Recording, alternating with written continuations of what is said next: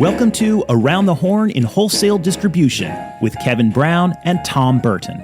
Sponsored each week by LeadSmart Technologies, Tom, Kevin, and their guests review the news of the week and dive deep into the topics impacting manufacturers, wholesale distribution, independent sales agents, and the global wholesale supply chain. Whether it's M&A, SaaS and cloud computing, B2B e-commerce, or supply chain issues, we peel back the onion with our guests into the topics that impact your business the most. Good morning. Hey, how are you? Good, how are you? Great to see you. And we have our friend Will Quinn with us, the distribution guy. Good to see you, Will. Morning, gentlemen. Thanks so much for having me on. You got it. It's great to have you with us.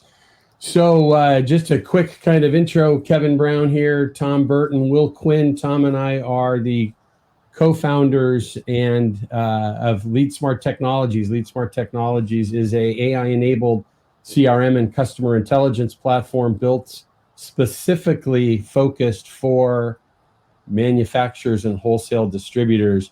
Each week we get together and we bring guests like Will in with us, and we talk about the news and the economy, mergers and acquisitions, cybersecurity, e-commerce, you name it. We bring all that together and talk about how that impacts wholesale distribution. So, hey, Will, Tom, great to be here together. Will, we're going to talk with you before we get too deep into things in just a moment. But Tom, what's on the agenda for today? Some common topics, but I think some interesting topics. So we have some stuff on the economy. We have some things that, we're going to talk a little bit about what's going on with that auto strike, but not so much from the details of the strike itself, but kind of the ramifications of it. There's some really good AI pieces that I think we're going to get into again with data. I know that's a shock. And it's looking like some good stuff today. Very good. So, Will, you're a longtime person joining us, or I guess listener and watcher each week, and great commenter on a consistent basis. But we're really happy to have you with us today. In fact, what I noticed is I kind of looked through, and as a side note, everyone that's with us, we're this morning live. It's 9 o'clock Pacific time where Tom and I are. Will, you're in Chicagoland. Is that correct today? That's correct. Yep. And so we're broadcasting live this morning on LinkedIn Live, YouTube Live, and Facebook Live. Later today, everything that we're doing live will be recorded and put onto all the popular podcast formats in the Around the Horn and Wholesale Distribution podcast. But Will, you did a wonderful job, and we're appreciative of inviting some of your connections and audience. So we have quite a few folks that are with us today, probably for the first time. So two things. One is if you're with us and joining us, and we've got a couple people popping in, Brian Connolly, Craig Schmidt, joining us, pop a little note in here today and tell us where you're from. If it's your first time, that's great to have you with us.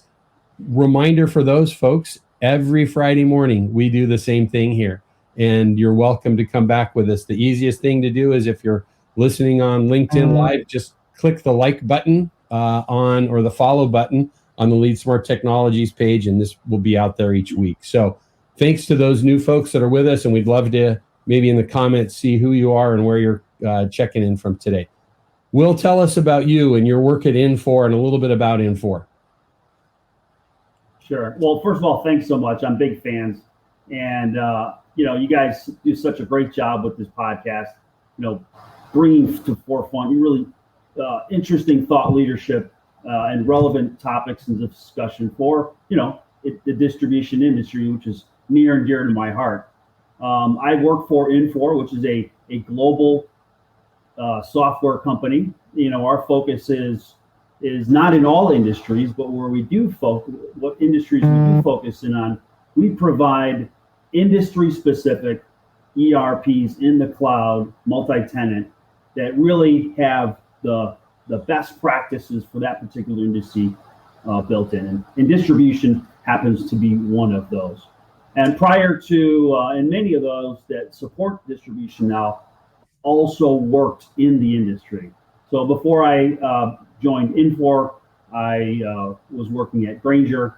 I ran distribution centers for companies like MSC Industrial Supply, Coca-Cola, WEG Electric, Cintas. And then initially I cut my teeth in supply chain and logistics in the Marine Corps. That's a phenomenal background, and I really love and appreciate that. And what's interesting is, and what I'm enthused about you being with us today, right, is we don't talk as much about the supply chain side of things typically. My background experience, 30 plus years on the distribution side, but there's the supply chain side. I call it, there's the front door and the back door of a manufacturer, distributor. And you bring such a great wealth of background and experience. And I'm so appreciative to see the stuff, Will, that you write on an ongoing basis.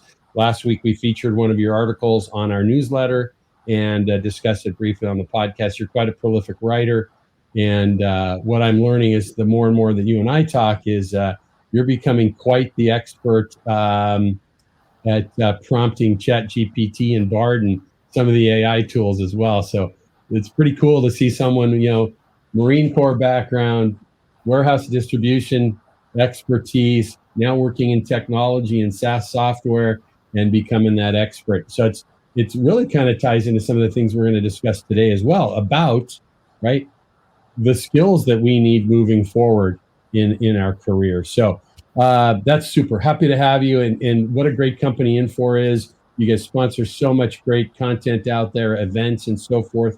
We're going to talk later today about the Distribution Strategy Group's AI event next week in Chicago. Will, are you going to be there?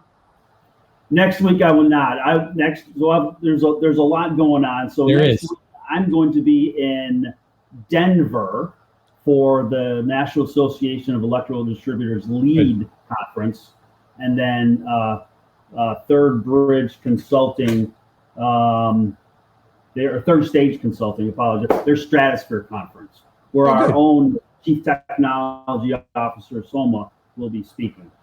That's great. Well, I'll be in your town and I'll be speaking at that event. We're going to talk more about that later. So before we dive into the news, one last thing, right? What we're doing here, if you're on with us live today, is we're going to review a newsletter that we send out every week. That newsletter is called Around the Horn in Wholesale Distribution, where we bring all the data that we found relevant from global events, economy, stock market, sometimes mergers and acquisitions, sales and marketing, AI, technology, software. We try and bring all those things together and have relevant discussions with great guests like we have today.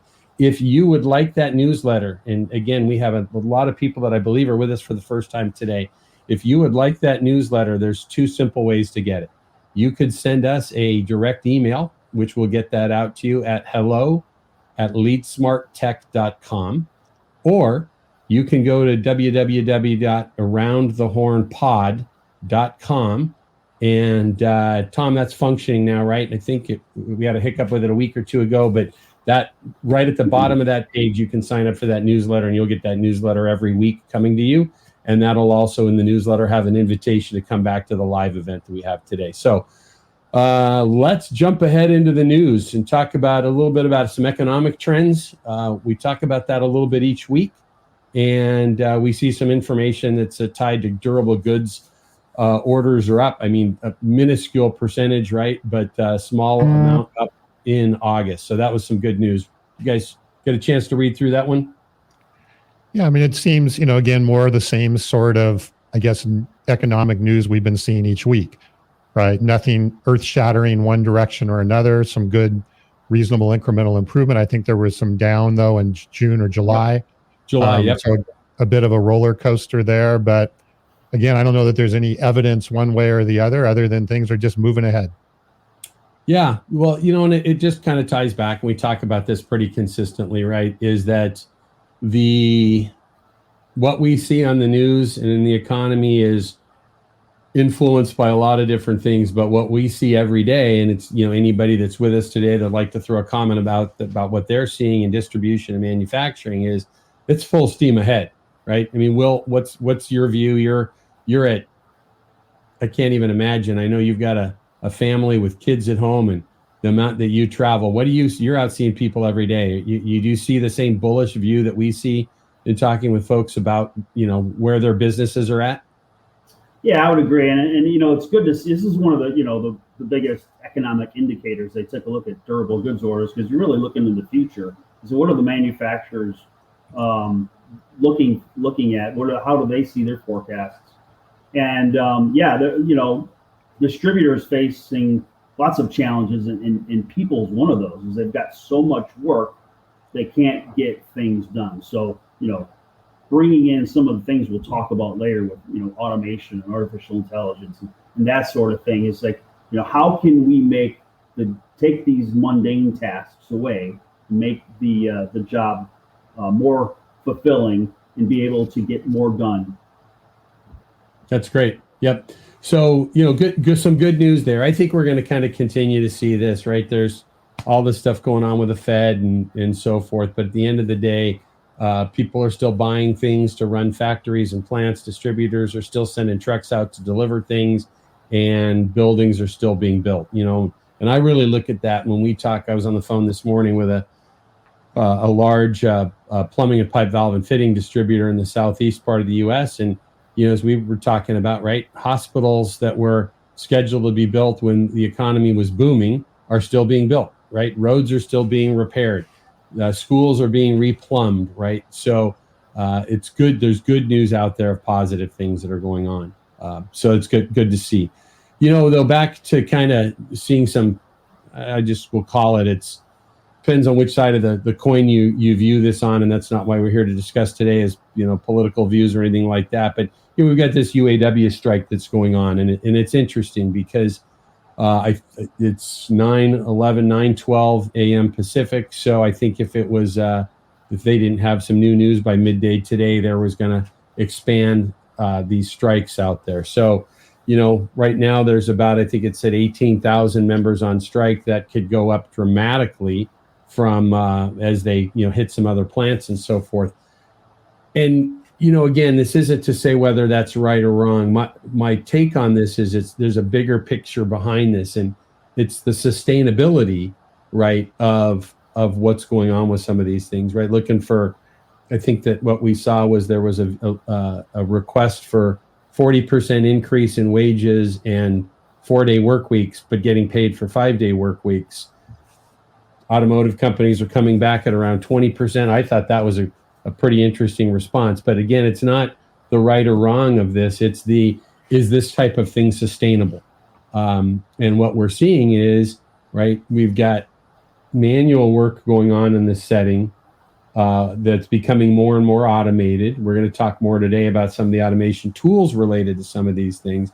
But then you've got the other side of that is you've got Nissan, BMW, Tesla, Toyota, Honda, all making cars also here in the U.S. without that influence of those unions. And, the question ends up becoming is how sustainable, right, is this if you've got parts that aren't available, plants that are closed? What's it going to do to the economy? What's it going to do to the competitive environment? And then we'll talk in just a moment. Tom, I want to get your thoughts on that. And then we'll talk about kind of the impact on distribution. Yeah. So, you said a lot there, right? There's a lot of nuance, I guess, to all of this thing with the strike. Right. I think I don't know. I don't know if there is, a lot of this is trying to protect jobs. A lot of these requests may be trying to protect not just jobs, but protect my career, right? And getting things and having some of those things. I mean, I think there's a lot of, pardon? Future careers too. Right. Future careers. Yeah. Right. Mm-hmm. So, there's a lot going on here with this. I do agree though that, and I don't know all the data, so I don't want to claim to know all the details of this, but it really does put it potentially a disadvantage at some of these auto workers or auto shop organizations that are unionized versus the ones that aren't.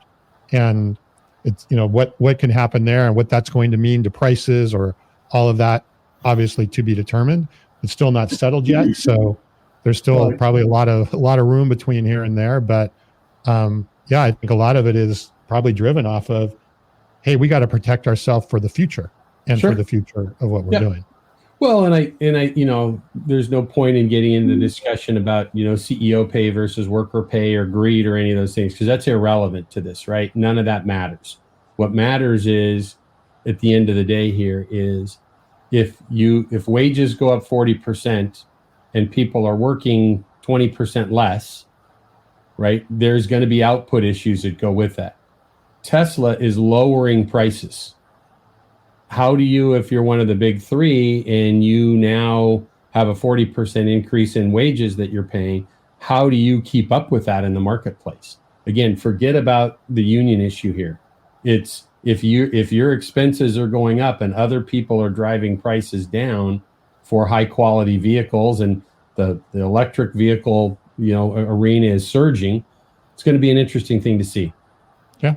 Yep. So, and then as we talk about how this impacts, right, wholesale distribution is, if you're an industrial distributor, power transmission bearing distributor, folks like that are supplying these plants, and more of these plants are shutting down, it's going to have an impact. It's going to have an impact on wholesale distribution, and I've been at a number of events recently, and there are a number of companies out there that I've just had discussions with who a huge part of their business is automotive, right? So it's going to have an impact coming back around. So. Yeah, and we'll just have to, see how it plays out, right? And how broad it gets, right? How things that are there. Well, I'm hoping that people that have broken down cars or need car parts and so forth are going to be able to get them soon, because if this continues too much longer, if you're driving a U.S. made Ford or GM or Chevy vehicle, it might be tough for parts. But we'll see how this plays out. I'm hoping it all comes together in a balancing act, and that 5 years from now we can still talk about those three companies and that they're still around. So next, Tom, I'm going to have you are the data and regulatory guy. So we're going to bring all of this full circle in just a few minutes, talking about AI and automotive plants and manufacturing and so forth, and all these things kind of tie together. But the next article that we're going to review, and again, if you're listening later in the day on or in the future on our podcast, we're looking at a newsletter that we send out every week, and this particular article is Data Privacy Law Seen as a Needed Precursor to AI Regulation. We talked last week about the Senate hearings that they've been having, and now we're talking about the needed data regulation about data privacy. So, Will, I want to know your thoughts on this, but I'm going to have Tom lead us off on this as our data guy. Yeah, so I do think it's important to separate out the regulation aspect of it, which is regulating the types of AI solutions and models that are being built, and then the data that's fueling those AI models and solutions that are there. We're talking here more on the data side. We've talked about regulation being more on the other side. And what this article was touching on, we touched on this last week, I think, with GDPR when we were talking about this, but they're talking about, well, we have to look and see, are we, do we have data privacy issues and so forth?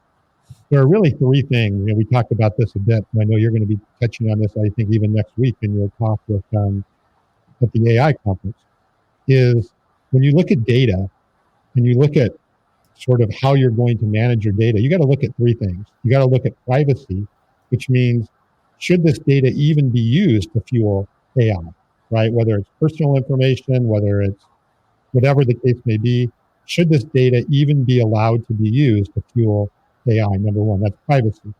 Then there's security, which is the second layer, which is, okay, well, maybe the data is okay to be used, but who has access to that data? So whereas privacy is nobody should have access to that data, it's personal, private, or whatever, the other part of it is the other piece of it. And then the third area is the integrity of it is, okay, well, if the privacy is okay and the security is okay, is the data accurate? The integrity aspect of it, do we know that this is actually correct data? So these are really the three things when you start looking at data issues that are going to start to come more to the forefront. I think it's been overshadowed up to this point, but we're going to see a lot more of it. Will, any thoughts on that? Well, no, I'm definitely not the data guy, but data is super important when it comes to distribution, and the more decisions you can make that are driven from data, the better. So you think about this from a distributor's perspective, how can we, they're responsible for their data and their customers' data and their vendors' data, and how do you keep all that secure? And I think, taking that to the cloud, where companies like AWS have invested billions and billions and billions in security, is a good first step in doing that. But then when it comes to data privacy, I think, unfortunately, our legislators don't understand the issues a lot of times. If you've watched some of those hearings, and I think it's important that they set up some guardrails where companies can follow so that people's privacy is respected. I think those are good points. I mean, there's an interesting piece out of this article, right? They talk about data privacy being the foundation of the trust that everyone believes, right? And so it's interesting because unless you peel back that onion a little bit, you're not even thinking about this, right? But this article said, let's see, the recent AI summit focused on controls and even licensing and regulations about AI, but it didn't, as the article mentions here, this quote says, didn't adequately cover how Americans' personal data is being fed into AI applications without their knowledge. What kind of came into my mind was that, we've got these monster algorithms that are being built, and what is being fed into that, right? Is it what time I got to work? How much work did I do from home? How many keystrokes on my computer? If I'm a plant worker, and so forth with those things. What is my production rates? How many days was I out sick? What happens with that? That's my information that I've entrusted my employer with about our trusted relationship, right?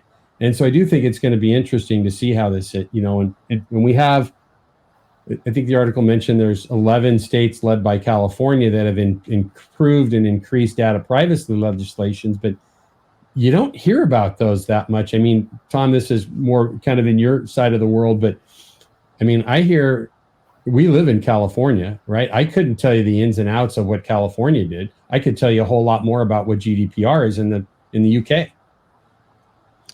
Yeah, and again, what your example there of whether it's like, keystroke data or sick days or whatever, again, you have to look at privacy versus security, or security versus privacy. Yeah. So yes, a corporation or a company knows, right, the fact that, you're sick or you take a sick day or whatever. The question is who in that company should have access to that data. Yep. Right. That's outside the company. Or outside that company, or anywhere, right? Who should have access to that data wherever they may live. So I think you have to separate privacy, okay, with should you have access to it at all, right? In other words, should the company have access to the data that you were out at a bachelor party last week because it showed up on Facebook? And then that goes, should they have access and be able to use that at all? That's a question. Then there's if they have access to the right security. And then the third thing, which I call the integrity which is to me maybe the most important and the one that's going to get the most scrutiny is that data accurate? And how can you prove that it's accurate, right? That it's the integrity of there. Because maybe I go on Facebook and said, hey, I had a great time with Kevin at the bachelor party, but you weren't even there, right? That kind of stuff. So there's all of these types of things that are going to focus, and all of that data ultimately goes in the model, which influences the output of the AI. And so this whole data area is an area that I don't think has really been scrutinized or looked at a lot. I'm not saying scrutinized from a regulatory perspective. I'm just saying scrutinized in general on how we're going to manage this and use this. In fact, I was having dinner with a friend a couple nights ago, and I said probably one of the biggest career opportunities is going to be data operations or data ops. And how do you manage data in organizations and how you do those things that are here. But anyway, we're just in the very, very early stages of this. Yeah, I'd also expand to, if you look at, our homes, we're more and more, we're getting smart homes. Sure. What is Alexa listening to? Do they know that my washer and dryer are hooked up to the web, and how many times I'm doing laundry, or my toaster, or all the different things that are in my house that, my video camera, can they just come and just snag that data if they need it without warrants? And so, it's more than work. And, if you think about it, work from a work perspective, everybody's trying to reduce healthcare costs. Do my employers have access to how many times I go to the doctor, or what ailments I have, or what, that sort of thing? And should they? Yep. Well, and I think that's a great point, Will. And I think Tom even referenced that earlier, right? It's that, and then, yeah, maybe the company has that data, but who inside the company should be able to see that information? And when you start thinking about it, and we can take this kind of to the level of what could happen, right? There are AI tools being developed right now for HR. Okay. Well, what's reasonable in HR AI software that you should know about Will, Quinn, Tom Burton, or Kevin Brown, right? And that's, I think, what this is going to go out and show us. And the big piece of this, right, it ties to this, and why I think this is a very reasonable discussion, for our typical viewers or listeners is, hey, if you're a wholesale distributor or a manufacturer, you may be getting ready to go to, one of a many different, AI related to events. Where, as we mentioned earlier, we're going to be at the Distribution Strategy Group's event next week in Chicago, speaking and exhibiting there. But we're all talking about all the cool things you can do with AI. But there's bigger ramifications on your company and your organization, right? Than just, oh, I bought this fancy new tool because it was the latest shiny object and it was going to bring me information about AI or about sales or whatever it is. It's where am I getting that data? And, typically when we're dealing with, specifically generative AI, right, is we're putting data out to the internet, not just taking, right? So what is from my company is going outside of my firewall. Right. So maybe. Potential, yeah. But, right. Well, and I think it's particularly those who aren't, and we watch this all the time, right? Will's company is in the software business. We're in the software business. We all talk to people day in and day out who went to a trade show, got a phone call, and they bought a piece of technology because it sounded like it was going to be beneficial to their company, but they don't really know what it does, right? Or how it's working. And these things are going to become that much more critical. So I think this whole thing about, and I when I read this article earlier this week, I was like, we've got to tie this article in about data protection in that AI conversation, because most weeks we talk about AI. So, well, and one last point on that, the reason it's relevant, right? Data privacy, data security, all these things have been issues forever. However, we didn't have the tools to process that data, right, and to utilize it the way we do now, right? Well, an HR person isn't going to sift through thousands of pieces of data about you, or if you're a candidate or an employee, because they didn't have the tools to do that. Right. Now they have the tools to do that and have more insights that they would never have had before. Well, so and you just opened up another little can of worms that we don't need to go down too far the path with. But the reality with that, what you just said, right? I mean, if you think about it, the vast majority of people, and Tom, correct me if I'm wrong here, but the vast majority of people would look at the GDPR, requirements in the EU tied to spam and email, right? Sure. We look at the same thing, but I don't care much about that. And I think why is a good example is being a lifelong resident of California. I don't care about California's regulations because it's not impacting how much spam I'm getting. Mm-hmm. So I don't care about it. But if now all of a sudden we're talking about, how many times I went to the doctor is going to be, manipulated or shared, that's a different story, right? Mm-hmm. People should care differently about it. Mm-hmm. Oh, good. Well, let's go talk about robots loading trucks. And I'm going to throw this over to you, Will. We have got this article about this test Amazon or FedEx is doing. You're our distribution and warehousing guy. Well, I think this is fantastic. Again, it's like, what kind of work can you take out that's mundane and routine? I've been the guy that's had to be inside of the truck as the boxes are coming off the conveyor, right, and build it out, whether it's the middle of July and it's 100 degrees, or if it's, the middle of January and it's -10 outside. So deploying automation, whether that's robotics or matching up receipts to bills, to take away that routine, mundane work is awesome. You think about just from a job satisfaction standpoint, or you think about, how often is somebody injured from doing those repetitive motions, whether it's their back or shoulders or that sort of thing, constantly going up, or then on the reverse, where I've got that floor loaded trailer from FedEx or UPS, and then we're unloading those boxes and then putting them. So yeah. This, Tom, I'm going to throw one thing in here, and then I want to come to you on this, right? Here's what we're talking about. We went pretty quickly into this article. So FedEx is working with a company called Dexterity AI that has built these AI-driven robots that have the ability to take things from whether it's a pallet or a warehouse or a pallet rack and take those packages and load trucks. I think, Will, we were talking before we went live today about something we had both watched on 60 Minutes a while back about, AI-driven robots that were playing soccer, and they kept getting better. I think is what you mentioned. They kept getting better and better because they were using AI to say there's a better way to get this ball into that net.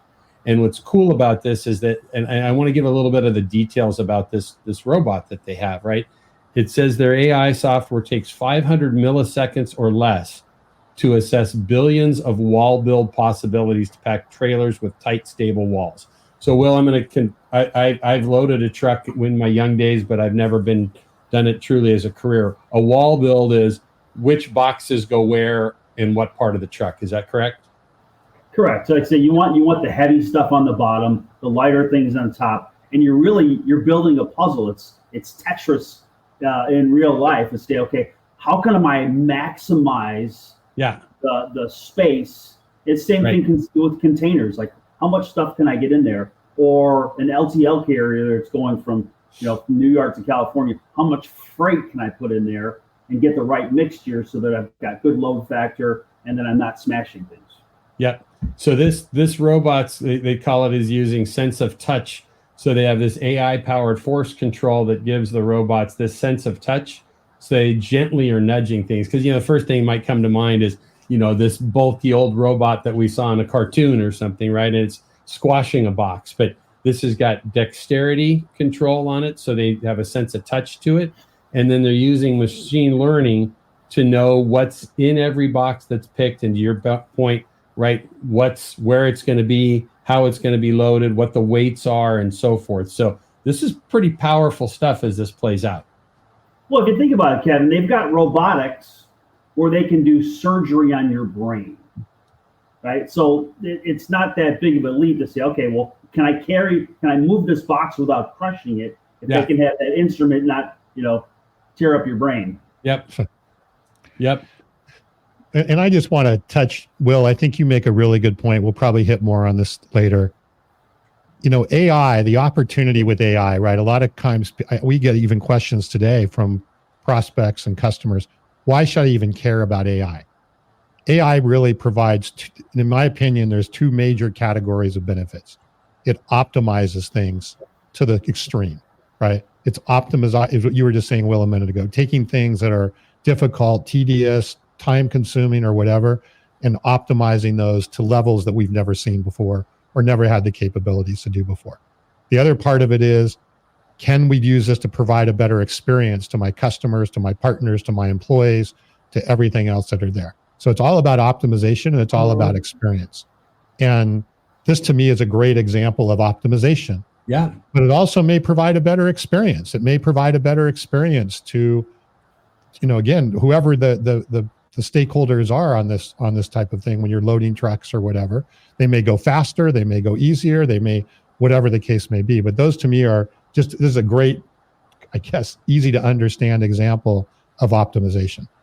I think I'll just add to that if I could, Kevin. I was just at a customer this week, and I won't say the name, but they had opened up a new branch, a new warehouse, a DC, and they're like, okay, well, we're going to let the inventory optimization engine run and kind of do its thing. And it really, everybody was terrified because they said, I could go through and I could throw a football through the racking. Mm-hmm. But what was interesting was they didn't miss a single sale. So the machine learning and the artificial intelligence balanced the inventory such that customer service wasn't affected. And then when your DC is less than 80% full, your efficiency just goes up. Your turns go up. The damage goes down. Mm-hmm. Those are great points. So we were talking about robotics here, right? It made me think, I've been back on the road a little bit recently, and it's interesting, specifically with United Airlines. I'll fly an American in a week or two, but to see what they're doing as well. But, United now is literally, when you check a bag, is sending you a text message that says, track your bag here. So they figured, I'm sure, out some automations that they're very confident if they're going to let you track your own bag, right, that they're going to get it right. And I think it's probably a matter of time before one of these robots with the dexterity and so forth is what's going to be packing airplanes, and the right bag is going to get to the right place. So before we move off of the whole topic of robots, one of the things I wanted to talk about, because it kind of ties into our whole AI discussion today, and even auto manufacturing, as we were talking about at the start of things today. Late last week or early this week, Tesla put out a video. Tesla's got a whole division that's building robots, and they're not just building robots; they're building some pretty cool stuff. Tom, will you fire up that video? Hopefully, those that are watching us can see. We'll just watch a moment of this, but this is an AI robot that's got sensors throughout its I'll say its body. Its hands are seeing things in color. Its so-called eyes and brains are. It's doing picking and packing operations with dexterity like we've not seen before, and it's pretty powerful. I heard a comment made the other day that this is doing things that no one's ever seen before. I can't remember. Tom, can you see there? What's it called again? What's what called? The robot. It's in there somewhere. I can't remember what they referred to it at, but it's got a name to it. But somebody talked about in a podcast I was listening to earlier this week related to this, right? It was Optimus. Optimus, yeah. Yep. And it's showing here right now. And for those listening on the podcast, what we're looking at is this super futuristic robot that is there now, though, and that's able to literally find its own mistakes and do squats and stretching way better than we can. Yeah, and it's doing yoga now. But the point behind that is, and we don't need to spend a lot on that, is this technology is just getting better and better and better. And I'm going to go back to the organized labor side of this. Forget about the UAW. It could be UAW. It could be the screenwriters. It could be actors. It could be whoever it is. This technology is getting so much better, so much more powerful. When we even tie this back to manufacturing and wholesale distribution, our automations, whether it is at the front of the house where we're working on sales automation, or it's HR, or it's operations, or it's pickers and automated forklifts and robots loading trucks, where we need to all be thinking right now is, how can I embrace this? Because that change is coming. And if your goal is that you don't want to have artificial intelligence and robotics impact your job, you probably need to rethink that mindset. What we should be figuring out is, Tom, I remember you talking to, one of the people that work in our company at LeadSmart is, that had some concerns about programming that could be done through artificial intelligence. And that's what they do is like, you need to become the expert in the prompts, right? We need to embrace these things and not be trying to fight them, because that Tesla robot that we saw and the things that it can do things maybe better than people can do. So I think it's just something people need to be embracing versus fighting and figuring out how to support it. Yep, well, I would say two things for that. I'd say first thing is, too bad it's not Amazon doing it, because then they could call it Optimus Prime. And then the other thing I would say is, throughout history, anytime there's been some sort of technological advance, there's always been more jobs created on the back end of that. You think about, going from horse and carriage to automobiles. That's right. Right? The horse industry, a lot of that went away, but how many people are employed by the auto industry? Absolutely. You just carry it forward. No, I think that is a great point. I think when we had Ian Heller on a couple weeks ago, we were talking about this, and I've had some separate conversations and listened to him say this before, right? Listen, AI is going to displace jobs. There's no question about it. but it's also going to create a bunch of jobs. So we have to decide as business executives and business leaders, and then as individuals, do I want to embrace that and be on the leading edge of that, or do I want to fight it and get left behind? Well, and I'll just say one more thing on that. And I think we'll move on is, yes, it's going to, cost jobs. It's going to create jobs. But I think the middle of that, which again goes back to your point, Will, about optimization, I think it's going to make a lot of more jobs, a lot of existing jobs, a lot more productive and a lot more valuable and rewarding, frankly. I mean, a lot of our jobs that we do get so overwhelmed with tedious work that we don't really get to do the things we really want to do and we have the skills to do. So I think it's going to open up the door for jobs that do continue to exist. Yes, the role will be different. The actions will be different, even taking the programming job, right? If I'm able to use some of the tools out here, I can have a much more fulfilling career as a programmer or developer than I'm going to do otherwise. And I'm going to be able to create more. I'm going to, that's what we as programmers, we get excited about building and creating stuff and doing it quickly and, having it all there. That's, again, all of those types of things. So, well, and that's where we get to digital twins and co-pilots and so forth that are also going to allow us to have lives, right? As opposed to just working, we're going to do it better. Exactly. I think that quality of life, the quality of life should get better through the optimization, quality of work and quality of life. Right. Well, and the other side of that too is, imagine, by the way, just as a reminder, those of you that are listening on the podcast, what we've been looking at here is our newsletter that goes out every week around the horn in wholesale distribution, tying all of this information back to kind of the future of wholesale distributors and manufacturers. But what we were just watching was a demonstration of an Optimus is the name of it, from Tesla. Some kind of amazing things that a robot was able to do. If you're listening versus watching, that's worth a look to check that out on YouTube or just search for that to see that. But imagine, a robot that can do those things, right? That it's got, thousands, if not millions of sensors and can tell colors and so forth. Imagine that working next to a human where they're optimizing each other, right, as they're going. So think about that in an auto plant or a hose factory, or, where you might get your, whatever that manufacturing plant is, where now you've got the testing that went on was done by digital twins to see if it will all work first off using AI. And then now we have a robot working next to a human they're maximizing each other as they go through that. So a lot of opportunities there. Yep. All right, let's move on.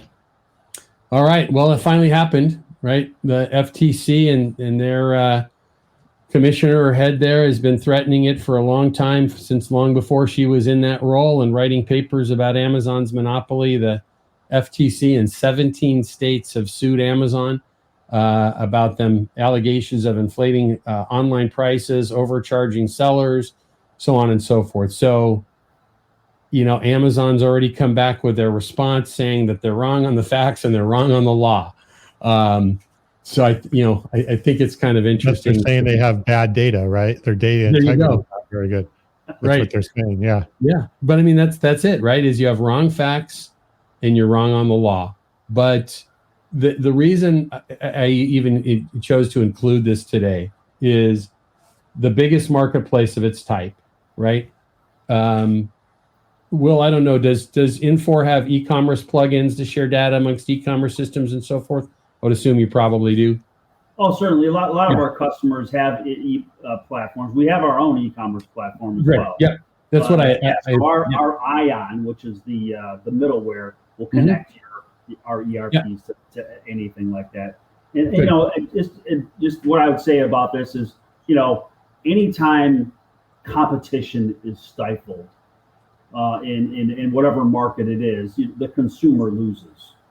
So there's less innovation, there's less competition, the prices, all that. So anytime you don't want to, Big Brother coming in and telling what you have to do. But once something gets so big, then just like what happened with Ma Bell, you kind of got to break it up a little bit. And then when that happened, look all the innovation that occurred there. I will say I'm a power seller on eBay. And I've not heard any of these type of issues there. Mm-hmm. Yeah. And I think a little bit different business model amongst those. The reason that I threw this in for this discussion was marketplaces are key, right? We've got chemical industry marketplaces, we've got lab supply marketplaces online, we've got all of these. And I think there's a lot to be learned from what Amazon has done right and what Amazon has done wrong. And all we're doing in wholesale distribution, right, is getting more and more involved with this. You can see, I could rattle off probably 10 manufacturers off the top of my head very quickly who have their own presence on Amazon now, right? And are selling direct to consumers because they're looking at Amazon Business as they're just another distributor as part of their distribution base, right? So they're selling on that marketplace. But I think the implications of this are going to bleed out into other industry specific and unique marketplaces that are out there. And I'm sure Amazon, my guess is that, I can't remember, Tom, I don't know if you remember, we've talked about this before on the broadcast here, but there's been 4 or 5 other lawsuits filed by the FTC against Amazon, and they've lost them all. I'm assuming that Amazon is going to have to give in on some of these things. Their response to this, though, is if we tried to fix all the stuff that they're saying is wrong, that they don't even agree is wrong, it would be bad for the user and the consumer. We're going to have to see. These things, the reason I shared this today is these things are worth watching because our listeners and subscribers in wholesale distribution are doing more and more and more with e-commerce every day. And even those who are doing nothing yet are putting their plans in place. So understanding and watching what's going on with marketplaces is key. Yeah, I think the key thing is the marketplaces, right? We talked about this on the show a few times, is, Amazon is just a marketplace, and a marketplace has control, right? And they do have controls, and they have, they can decide things that may or may not be benefit for you as the seller and or the consumer or the buyer, the other side. But anyway, we'll see how this goes. And something to watch, right? Well, what I want to do is get, in fact, maybe we'll get in the coming months as this kind of starts to play out, we'll get Brian Beck back with us. Brian is one of the key authorities within the distribution world on marketplaces, and most specifically Amazon, and has clients all over that he works with on their Amazon and other marketplace strategies. So his take on this might be good. So Brian, if you're listening today, I'm going to ping you here pretty quick. So, all right. Tech Talk. Next. Yeah, I'll go through this really quick. This is something that's actually well worth reading. It's a Tech Target article where it describes the difference between generative AI and predictive AI. And I think in our industry, this is really important to understand because, again, Kevin, I look at some of the people that are presenting next week at the AI event that you're going to, the Distribution Strategy Group event. And a lot of what they're talking about is predictive AI. It's basically taking data, analyzing that data, and then coming back and saying, based on this, I predict or I recommend or I guide you to do something. Versus generative AI, which is taking data and then generating something, right? Generating a conversation, generating a result, generating code, all those types of things. Very different use cases, very different, and use cases that exist very valid for both sides. But they're very different and they have very different value propositions. So anyway, I thought this was a really good article to just explain the differences. And I don't think we need to spend a ton of time on it here. I would just recommend reading it. Good. Will, any thoughts on that? You're becoming an AI dude. You're gonna have to trademark or register another name. Well, I think generative AI is there's another great use case for that. And that's taking these great articles that can be kind of lengthy and technical, and what I do is I just take it and I for this one in particular, I put it into Bard, I put it in ChatGPT, I put it in the cloud, and I said, hey, put this in simple terms for me and explain it and summarize. And then what it did is it just came back and just in simple terms, like the first it says, generative AI is like a creative artist. It creates content, text, images, music from existing patterns and data. And then it says predictive AI is more like a fortune teller, taking historical data and uses it to make predictions about the future. So really what you're saying is we should have had Bard on with us today. I like that Bart on every week. Yeah. Yeah, probably. Maybe you never know. That might get to a point where you can have the AI bot as part of the discussion and have it chime in and just click a button. I think you're right. And they say, what's your opinion? Right. Mm-hmm. So before Tom says it, you could just replace me and I could be on the beach, and my hologram could just chime in with AI driven responses. It'd be a Kevin avatar and ChatGPT behind it. Yeah. Okay. Maybe you look even more brilliant than you already are. I'm out. No, I think that's powerful, and understanding the differences in these things is very critical, right? We've got, as we talk about, our audience here, the people with us that have chimed in today are in the wholesale distribution and manufacturing world. Is we need to understand these things, because what we're facing right now is lots of people coming with, here's my product, buy my product because it does this.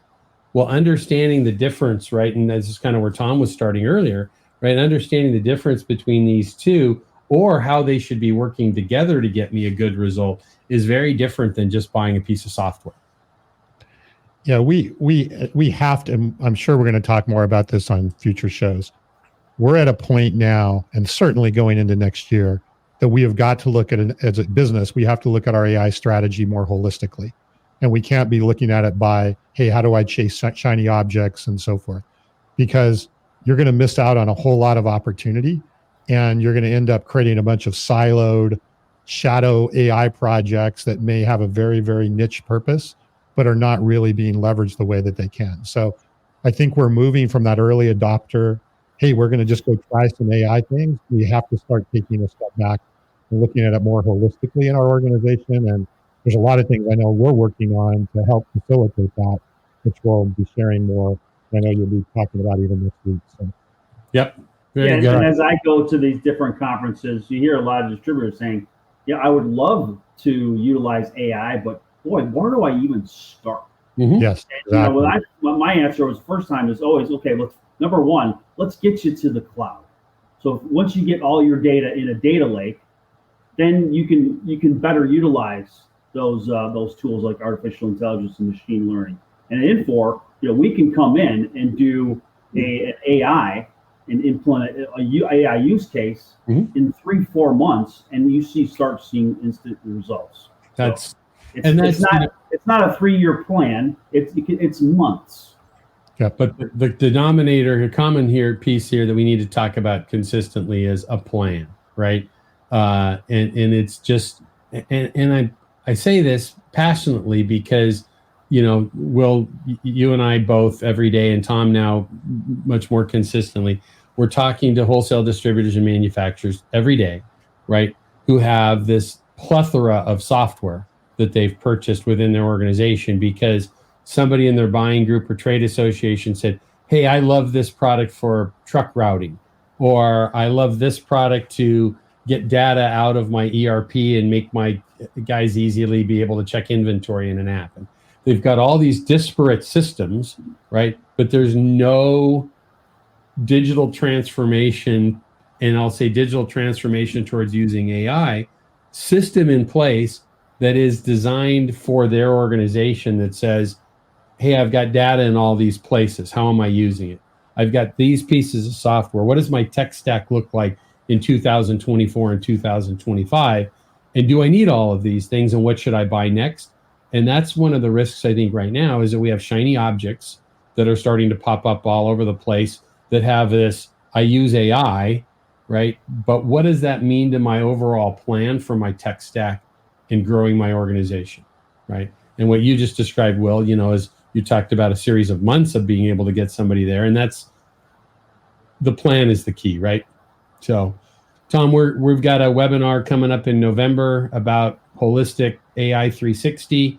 I'm talking about that next week at Distribution Strategy Group's event. We'll talk about before we close out today, and then again at the Net Plus Buying Group's event in a couple weeks from now. So each week in our newsletter, we also have a segment called Industry Scuttlebutt. Some good news with some acquisitions going on at Ferguson. As we started the episode of broadcast today talking about the economy, ups and downs. Well, you know what? There's no shortage of M&A and wholesale distribution, is there? So I didn't want to spend a lot of time on this, but I did read earlier this week, and I wouldn't talk about it or name the company if it wasn't for the fact that it's out there everywhere, is that, Michigan-based company, Shively Brothers, again, they're very, very focused on the automotive industry, and they got hit with a data breach. And I talked at the same event that I was at 2 weeks ago with affiliated distributors. I was talking to some of their key people from Shively Brothers as this was just happening to them.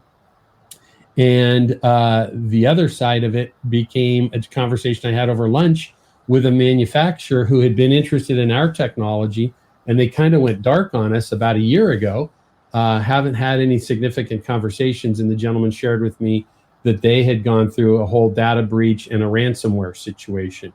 And this is a mid-sized family-owned manufacturing company in the Midwest that you wouldn't necessarily think, hackers from the Eastern Europe or whatever will be coming after. So we're going to spend more time in coming weeks and months talking about data security on our broadcast here, as well as steps and tips, and we'll be looking for articles and things we can share because it's happening more and more, and we need to be prepared for it. So, okay. All right, as we kind of close out, we've got our good reads that we have each week, 3 rituals that will get you laser focused and super productive. If you get the newsletter, look at those. Tom, one of your favorite things is in there, turn off notifications, right? Absolutely. I've heard, I think all 3 of us today have had little pop-ups. We've heard the beeps coming of things. And so it's an interesting, that's a great thing about productivity. But upcoming events, Tom, do you have I think you had up there where you could share on our screen about the AI events. So Distribution Strategy Group, Jonathan Bine and Ian Heller and their organization are hosting Applied AI for Distributors at the Chicago Marriott next week. There's lots of companies there. I think he's I can't remember if he's the Chief Revenue Officer or his title, head of go-to-market from OpenAI and ChatGPT is one of the keynotes. I'm speaking there on Thursday about holistic AI and a 360 view of that in your organization. So a good event coming. Yep. And then we're deep into trade association and buying group season, right? You're going with NAED next week. Is that right, Will? Yeah, I've got a whole list here going to NAD in Denver. And the week after that, I'll be in Vegas with the National Beer Wholesalers Association. I want to meet you there for that one. And then after that, I'm really looking forward to the ISA Fall Summit, where our good friend Dirk Beveridge is going to be speaking. And then he and I, at that night, we're going to go to Epcot and do it around the world drinking.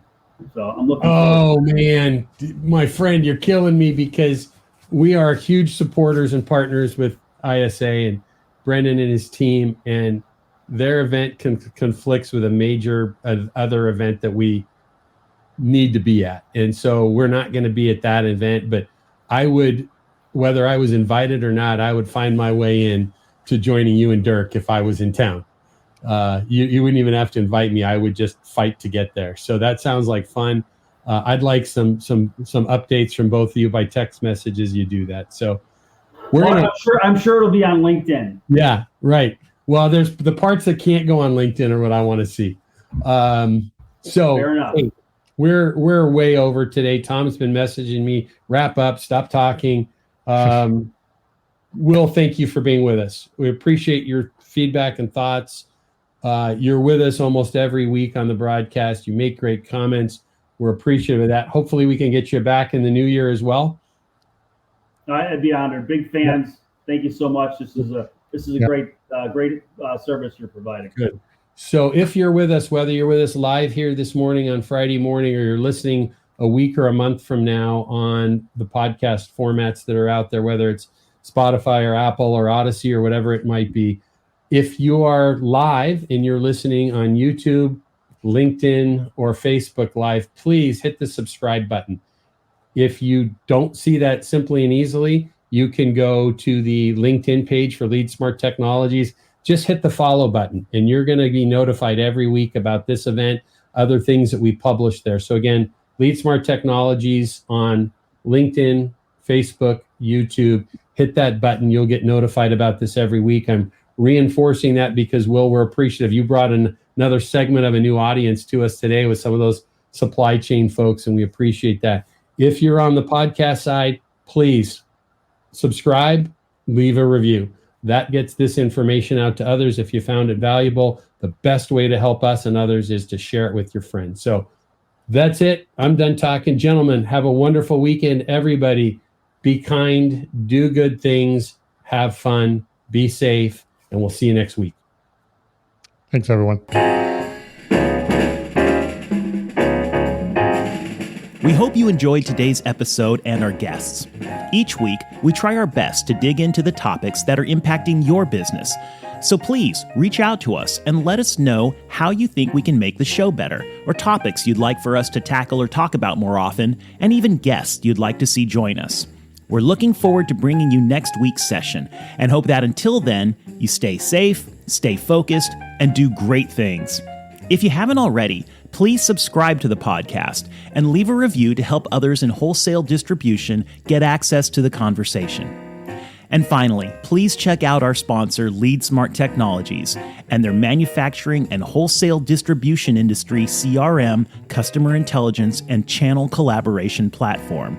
That's LeadSmart Technologies at leadsmarttech.com.